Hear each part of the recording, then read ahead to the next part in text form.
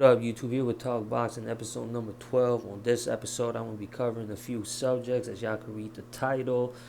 If y'all want to skip through, certain parts and just listen to little certain parts of this episode of Talk Boxing, I'm gonna, separate topic by topic in the description. It's gonna be more detailed as far as what this episode is going to feature in the description. So y'all go check that out if y'all want. And in the future, for Talk Boxing, I'm going to start, doing clips by clips on my channel once I get better with the editing. But anyways, without any further ado, let's get to the episode of Talk Boxing, episode number 12. Let's get it. First topic I'm going to be talking about is last Saturday's fight between Tank Davis and Romero. Now, before I give y'all my post-fight analysis on this fight, I'm going to tell y'all the results. If y'all tapping into this video, y'all pretty much already know the results. Y'all tapping in just to hear, other boxing fans' opinions and analysis and whatnot. If y'all tapping in without, knowing the results of the fight, it's Tuesday now, so y'all should already know if y'all, really tapped in with the sport of boxing. But anyways, yeah, Tank Davis knocked out Romero in the 6th round. He caught him with a beautifully timed counter left hook as Romero was coming in, trying to close a gap, trying to, let off some combos. And, he got caught and he got timed. And that left hook floored him. Looked like he was going to exit out the ring if it weren't for the ropes. He didn't argue with the referee's stoppage. He got back up on his feet, even though he took his sweet time to get back up on his feet. But once he got up on his feet and the referee had asked him to put his hands out, he looked confused and dazed. And the referee saw that he was woozy and didn't really have his, foot up under him. And he said, yeah, the Romero can't continue. And he didn't argue. So, at the post-fight press conference, because he walked out immediately after he took that L, he said, he didn't want to argue, but, he felt like he was winning the whole fight, every 6 rounds, up until the knockout. But, I disagree with that. It was close and competitive. I say when the momentum really shifted was the 5th round. That was like all Tank. The first round, from the first round all the way to the 4th round, I say that's when Tank was, elusive. He chilled out. He said in the post-fight interview in the ring, he told Jim Gray, like, he knows when to chill out and he knows when to step on the gas pedal. And that's exactly what he looked at. Like, Tank is he's underrated when it comes to his boxing ability. People seem to sleep on his pure boxing skills. He's elusive and explosive. It's that his explosiveness and his power seems to outshine his boxing abilities. But that's what, his raw power, his knockout ability is what got Tank to the top. I mean, he improved to 27-0 now, 25 knockouts. He still hasn't won the belt ever since he left 130. Regardless of the fact that he's one of the biggest draws, not only at 135, but in the sport of boxing, period. I mean, he sold over, I think, like 19,000 seats at the Barclay in Brooklyn, and that's where he won his first title. And I believe the Barclays Center hasn't hosted a major boxing fight since March of 2020. That's why they have such high anticipation and such a good draw for this fight, because it hasn't been a fight there in a long time. And Tank Davis has been making his name in the Northeast. He's from around that area. Obviously, he's from Baltimore, and that's not the tri-state area, but it's not that far. And Tank's got fans all over, and he drew more out there because it's more, I guess, regionally closer to his home than LA, where he had to fight with Cruz, where him and Romero was supposed to fight in the first place.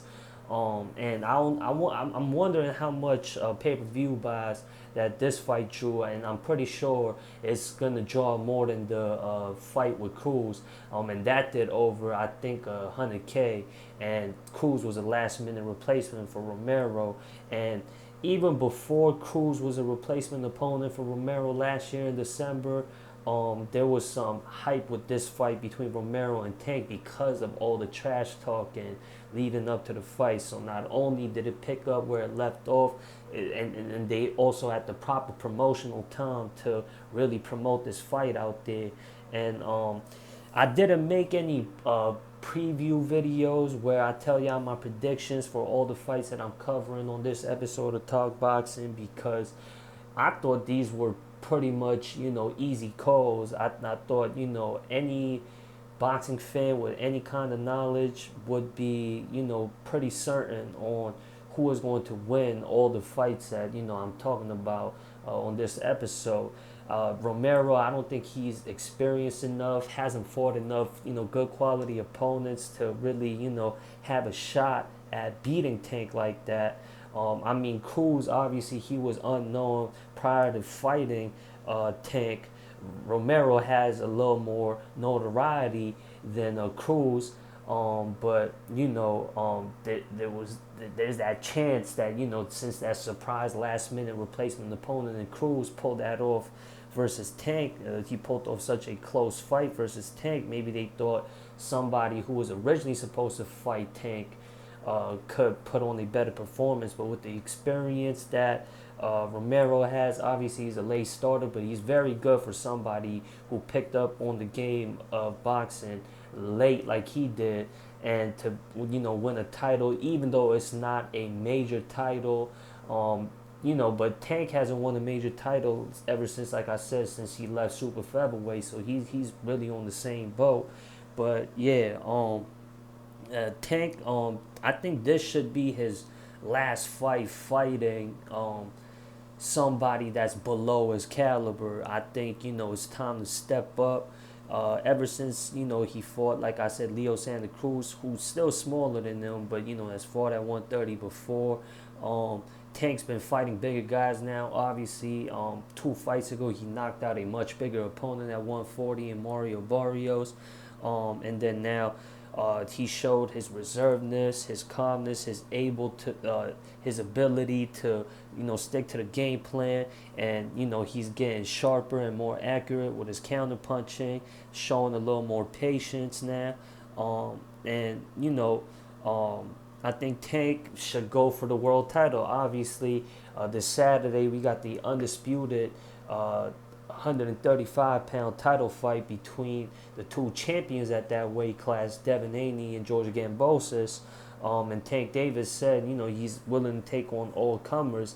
And I think, Al Heyman and Mayweather Promotions have done a good job at building Tank up. He's able to fight, lesser known opponents, lesser quality opponents, with all due respect, and draw the numbers that he's been able to draw, because versus opponents like he's been faced with so far, he's able to produce highlight reel knockouts, and that would put anybody's butts in the seats. Why? Because when people get drawn to the sport of boxing or combat sports period, is that knockout, that violence. That's what people want. That's what people want to see, and a fighter like Tank Davis provides that for everybody. And as far as Tank Davis goes, I think he should fight Ryan Garcia next, because both fighters are one of the well-known talents in the sport right now who could draw. So I think these 2 guys who are top draws fighting at the same weight class, who doesn't hold any of the titles at lightweight, should fight one another to, fight the winner of Gambosis and Haney. I think, that's the right move to make. I think Tank has, built up enough momentum, enough highlight reel knockout wins, and I think he's got enough bouts under his belt to actually go for the titles ever since stepping up into a bigger weight class.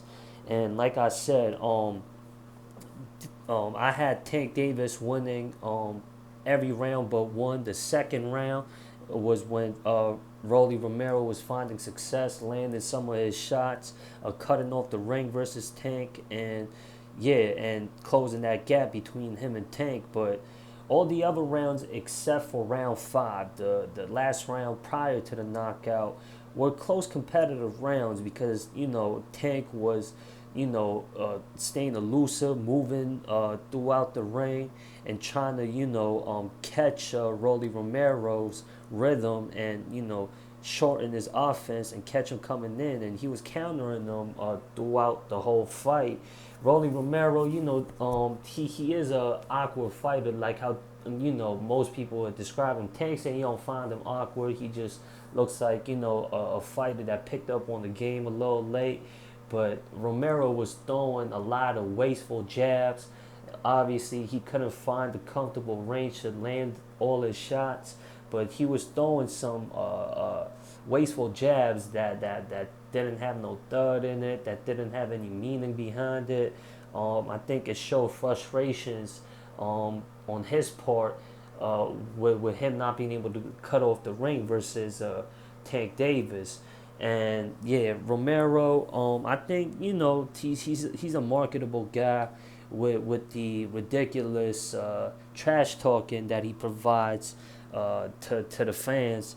And he's a funny guy, and he's got some power, and yeah, I think he's more fun to watch outside the ring than inside the ring. But I think he's still got a future in the sport. 135 is the hottest division in the sport right now, the most competitive, got the best scene in the sport right now.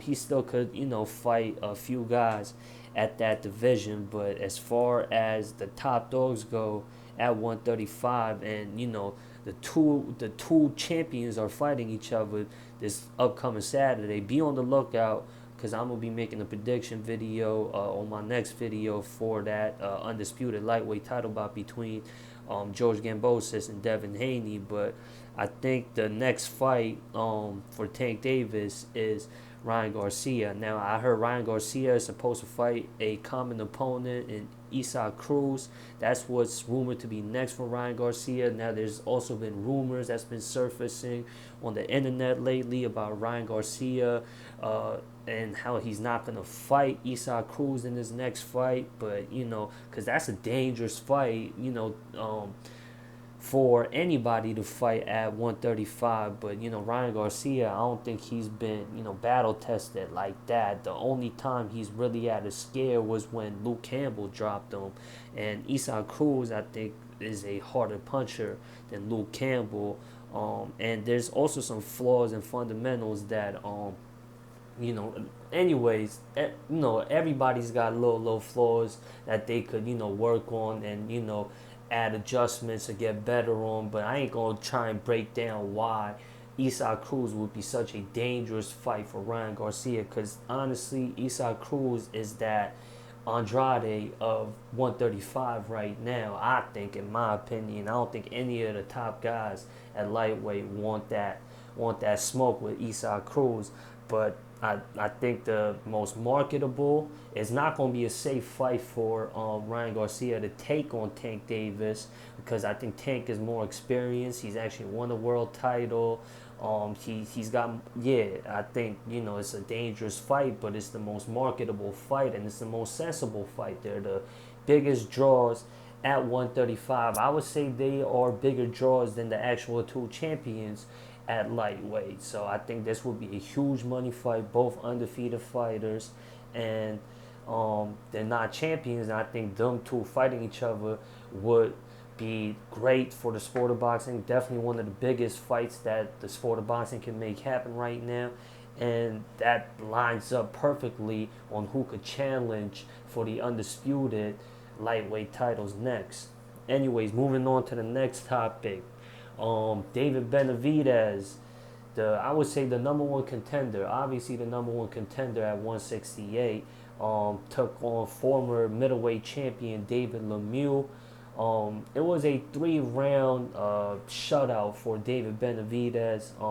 He towered over the former middleweight champion. Like I said, all the fights that I'm talking about on this episode of Talk Boxing were like pretty easily predictable fights.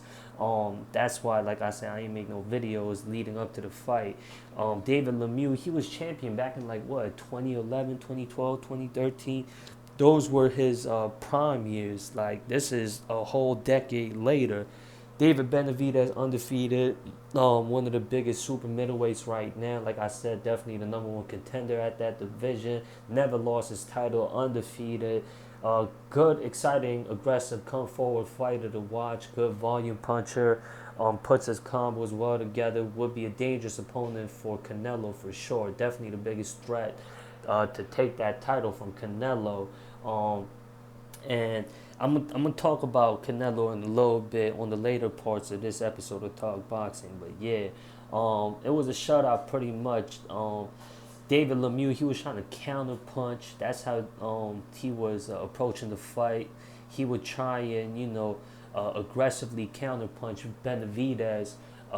Meanwhile, Benavidez was throwing his shots, but once David Benavidez found his rhythm and started landing his punches, it was target practice. After that, it was over.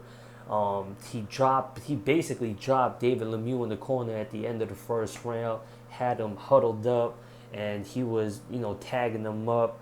And coming out for the second round, you could tell David Leimiux did not recover from that onslaught in the corner in the first round. And he dropped him in the second round, I think with like a left hook. It was combos of punches. Leimiux going downstairs and upstairs and dropped him. And the ref really was concerned, and he said, does Leimiux want to continue? Leimiux obviously having the heart of a champion that he has. He said he wants to continue. The referee telling him he got to show him something.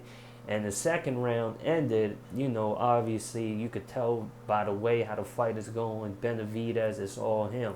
And the third round, Leimiux, prior to the stoppage, he was actually doing a 1-2. He was actually applying pressure. It looked like desperation was calling him, and that's when he started to show signs of desperation and eagerness of wanting to show that he's actually in the fight and not out the fight. But once Benavidez started landing more flush shots, even though Leimiux wasn't dropped or anything like that, I guess a referee has seen enough. Every punch that Leimiux was getting hit by had thuds on them. And, I think that was enough for the referee to see. Leimiux obviously complained because he was, up on his feet. But if the fight would have lasted any longer, which I believe that it wouldn't have lasted, too much longer, it would have been, a accumulation of punishment that Leimiux would have been taken. And the referee or his corner would have definitely had seen enough of that. Probably I'd say after like 2-3 rounds of that, like the corner or the ref or his body would have said enough, or Leimiux would have been out on his back or front. Yeah.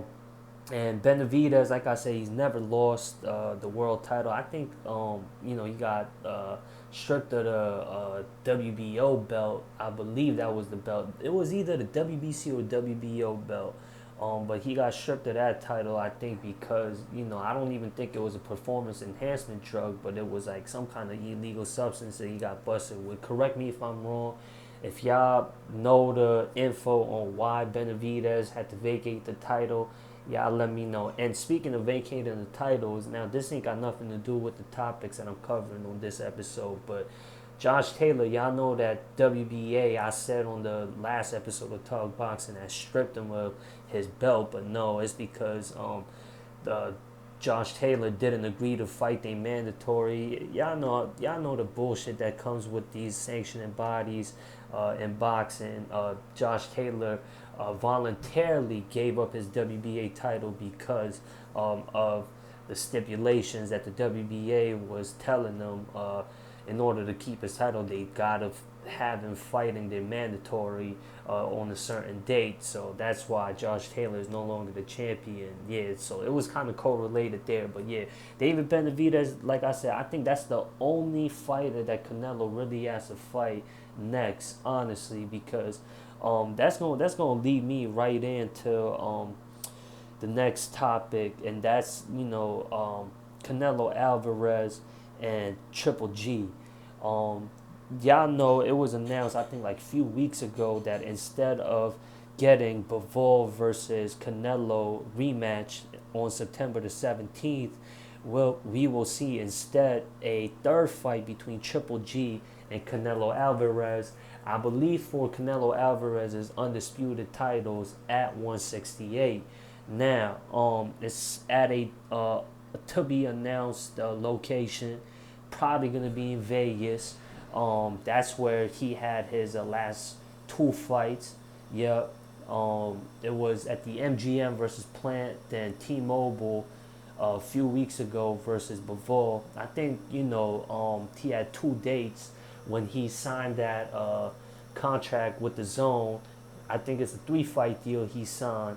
Um, I think for his two fights for this year were scheduled to be in Vegas. So I think the fight between Canelo and Triple G is going to be hosted in Vegas most likely, but it's going to be announced in the few weeks to come. You got Eddie Hearns, who's the co-promoter for this whole event, saying that this is the biggest boxing fight that could be made, and within the casual fans, at least Eddie Hearns was sensible enough to say, within the casual crowd, within the general sports fans and the general public, period, people are going to be more enthusiastic about Canelo and Triple G for a third time, because both the fights between Canelo and Triple G, when they fought, when they were in their prime, Canelo's still somewhat in his prime. I mean, he took that L versus Bivol, but he stepped up to light heavyweight, which is, I think, a little bit too much for him to chew off. I think 168 is his best weight to fight at. 175 to fight somebody that's in their prime at light heavyweight, undefeated at that, and got a style that he struggles against. A loss like that is like, I'm not saying, I don't want to say excusable, because I don't want to use the word excuses. Canelo didn't make any excuses for that L anyway, so I don't like making excuses, especially for other people. But if a loss makes sense, that's a loss that makes the most sense right there. But for Canelo to fight Triple G next for a third time years later, if there was supposed to be a trilogy happening, it should have happened immediately following the rematch, because Triple G, yeah, he knocked out Murata, but Murata's style is basically somewhat made for Triple G to walk over. Triple G, yeah, currently he holds majority of the titles, 2 of the 4 titles at 160. That's a 40-plus-year-old man who shows signs of age and slowing down, and doesn't seem to have as much of durability and that superhuman power that he was once known for at this stage in his career right now. To him come up 8 pounds to challenge Canelo years later at a weight class he's never fought at before doesn't sound compelling to me, bruh. I'm going to be honest with y'all. Benavidez is the most sensible opponent for Canelo to fight. Definitely the most threatening opponent for Canelo. My bad, bear with me. I was trying to look for the right word to use, but definitely the most threatening opponent to Canelo at this point right now. Canelo he's made enough money throughout his career. He's the cash cow of the sport, the top draw of the sport. If there's only one fight, I think, remaining for Canelo, honestly, and that's David Benavidez. He's already beat Caleb Plant. He's beat Billy Joe Saunders. Do I want to see Jermall Charlo fight Canelo Alvarez? Not really. That's somebody who's never fought outside of 160. Hasn't fought any of the champions. Hasn't even attempted to fight any of the champions, any other champions at 160. And this ain't no knock to Charlo. It just is what it is. He hasn't fought anybody or has unified any titles at 160. Look at his brother right now, undisputed at 154. I think Charlo has to have more bouts under his belt to fight Canelo Alvarez, especially if he's coming up in weight. Because there is competition at 160. I mean, he could fight Triple G or Andrade, who's a free agent. You know, he was supposed to fight Parker over in England last month, or not last month, pardon me, last week.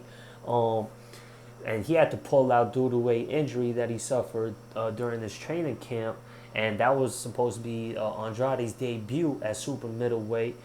Because I heard, he's having some trouble making 160 and whatnot, but I know he's chasing that fight with Canelo Alvarez and, or Triple G or any big fight, actually, as far as, Andrade's case goes. But Andrade, he's been around for some time, champion at 154, champion at 160, but that's somebody who's, actually chasing, the biggest fights possible because he's not able to get it. He doesn't draw like Charlo. He's actually making more than they attempt to try and get these big fights.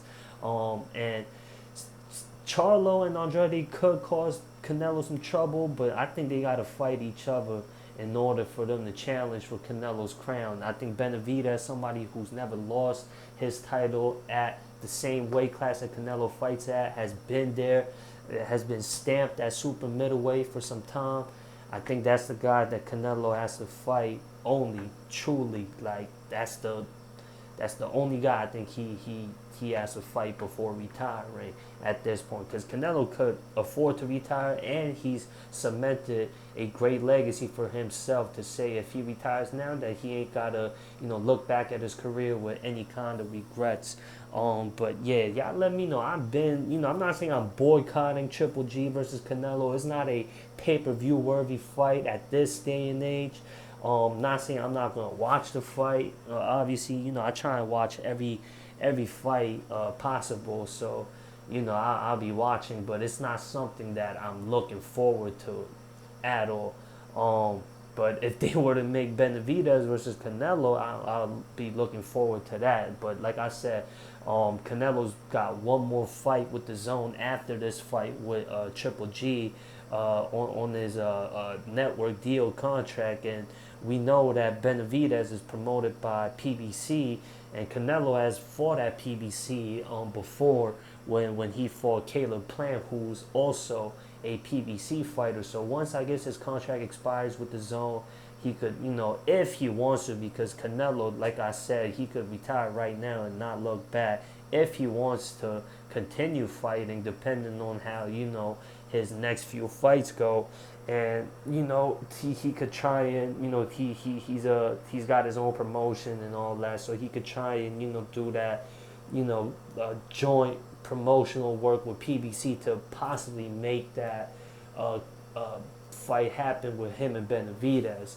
And speaking of Canelo, right now, let me not, relay one man to the next man, but on to the next topic. We got Floyd Mayweather to talk about the greatest fighter of, would I say our generation? Who would y'all say is the greatest fighter in the 2010s? Say Pacquiao or Mayweather. That's a close debate. I think as far as who put on the most, it all depends who you talk to, but accomplishment wise, numbers wise, I say it's Floyd Mayweather. So yeah, let's go say the best fighter of the last decade, right?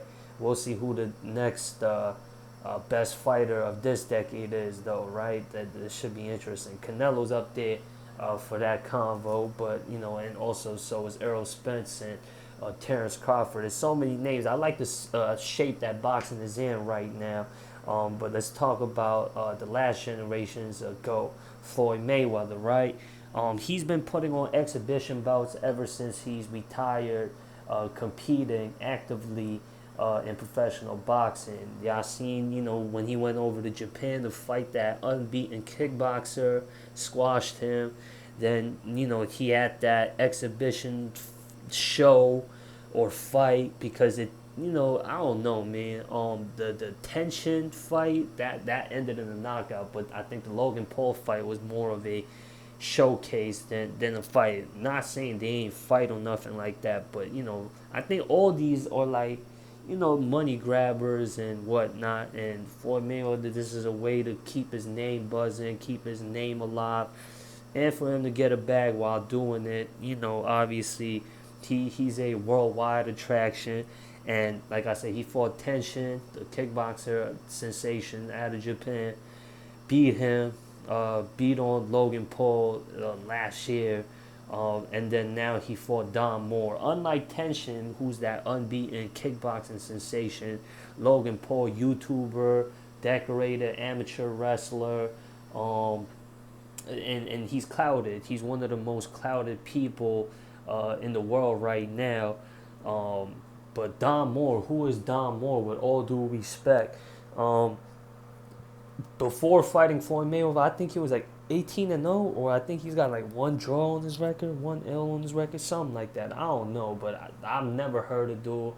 I don't know if he fights under the Mayweather promotional banner. I don't know, but I have no idea why Mayweather would have chose Don Moore as his opponent for this showcase over there in Dubai.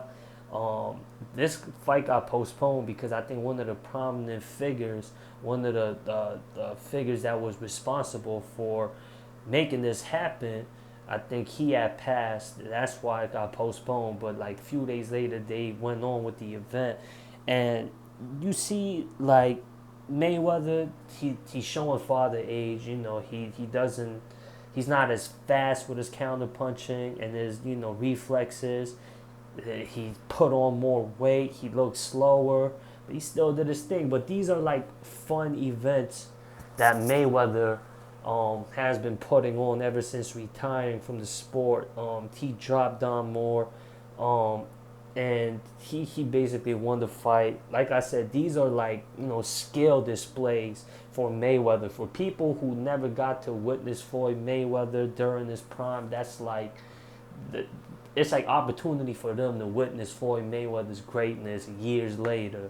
Um, do y'all think this thing is good for the sport of boxing? Do y'all think like these exhibition bouts, these trailer bouts, these YouTubers, celebrity boxing, gigs? Do you think these should stick around? Like y'all seen Evander Holyfield get knocked out by Vitor Belfort looking old, because that's the stage that he's at now in his age. He's not the real deal. The real deal for Evander Holyfield right now is being a family man. And you got Floyd Mayweather. Don't mind that noise. You know what I'm saying? It's just some other wild, weird shit. Don't mind that shit. I'll probably edit that out if I could. But yeah, anyways, yeah. Should Floyd Mayweather, he's a grandfather now too. That should be the real deal for Floyd. Sit back, kick back, and enjoy retirement money. I don't know what other people's pockets look like, but do you think this is necessary? If you don't want to see Floyd Mayweather, not saying, because I think Floyd's a little more, I don't know these people personally, but I think, Floyd Mayweather is more pretentious and more, I don't think that's the right word, more conscious about his image and how he puts himself out there. Hopefully this stupid ass drywall don't make no noise interrupting my video again. But yeah, this live, raw, and uncut, so bear with me, y'all. Yeah, anyway, yeah, I think he's more conscious about his image, so I don't think he's gonna put himself in the line of fire where he knows he's in no fighting shape whatsoever and is going to agree to fight somebody, that's even at a Logan Paul or Don Moore or whoever level, or Vitor Belfort level, or Anderson Silva, whoever, you know what I'm saying? I don't think Floyd Mayweather would put himself out there like that to, have a even a questionable fight where people might say, oh, Floyd Mayweather, man, it looked like he could have possibly lost that fight. He doesn't want that, Marcos Maidana versus Floyd Mayweather 1, or Jose Luis Castillo versus Floyd Mayweather 1 type of scenario where people even question him on whether or not, his performance was all that. Because this performance with Floyd, he shows signs of his age. Obviously, Floyd Mayweather is not the same Floyd Mayweather. Definitely not the same Floyd Mayweather we used to seeing, for sure. Yeah, so do y'all think this should, continue, especially with older, you know, great boxers? Like I said, I gave y'all an example. Evander Holyfield, now Floyd Mayweather slowing down. Mike Tyson and Roy Jones pull that off, but they I think they didn't knock each other out on purpose and didn't go 100%. It was more like a sparring session when those two got in the ring. I think it's good as far as I talked about this on previous episodes before. I think it's good because as far as looking from a positive perspective, it brings nostalgic feels to the older boxing fans for sure. It gets new heads to the sport of boxing to tap in, to want to tap into older great boxers from the past, like Floyd Mayweather, Evander Holyfield, Mike Tyson, etc., right? Um, and it brings attention to the sport of boxing. Period. Once you have recognizable names competing or putting on events. Period. And I don't have a problem with celebrity boxing or guys from the MMA world dibbling and dabbing into the sport of boxing, because that also brings new faces to the sport of boxing, new fans to the sport of boxing, and definitely draws attention to the sport. Period. So economically and also for the growth of the sport, period, I think it's a positive thing. But I don't want to see fighters. I personally, definitely all great talents uh, from the sport of boxing compete again, looking like shells of the old self, and I say that with all due respect. And speaking of retirement, the last topic I'm gonna be covering on this episode: Jamel Herring, former super featherweight champion, before losing to what's his name, son? Ortiz. That's his name. That's an undefeated, I think. I'll correct it like in the titles or something like that if I got his name wrong, but I think it was like a week ago or 2 weeks ago. He had a 10 round fight. It was a comeback fight. He's fresh off his loss versus Shakur Stevenson, where he got dominated, got stopped, lost his WBO belt. It was his redemption bout.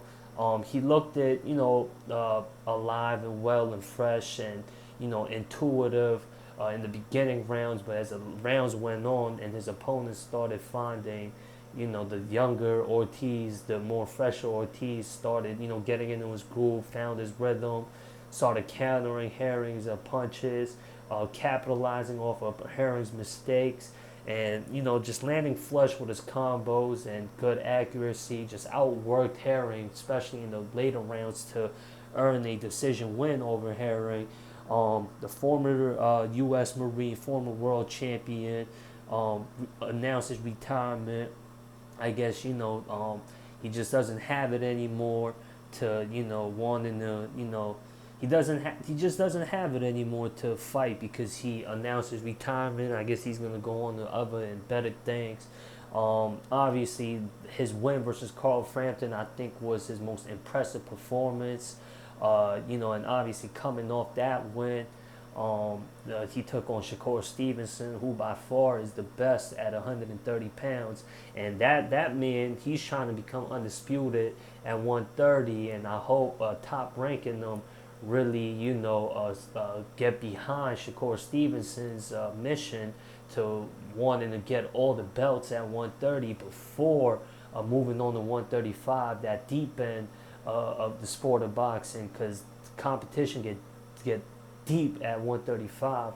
I think, like I said, lightweight, I'm gonna sound like a broken record, lightweight is the most fierce the most fierce and the most competitive division in the sport right now. Their competition is definitely the deepest at lightweight. Before he dives in there with the likes of Tank Davis, Devin Haney, and Gambosis, and whoever at 135, he wants to conquer all the titles at 130. And I hope they license him, pay off the sanctioning fees to compete for the IBF and WBA belt, which are the only titles left for Shakur to get.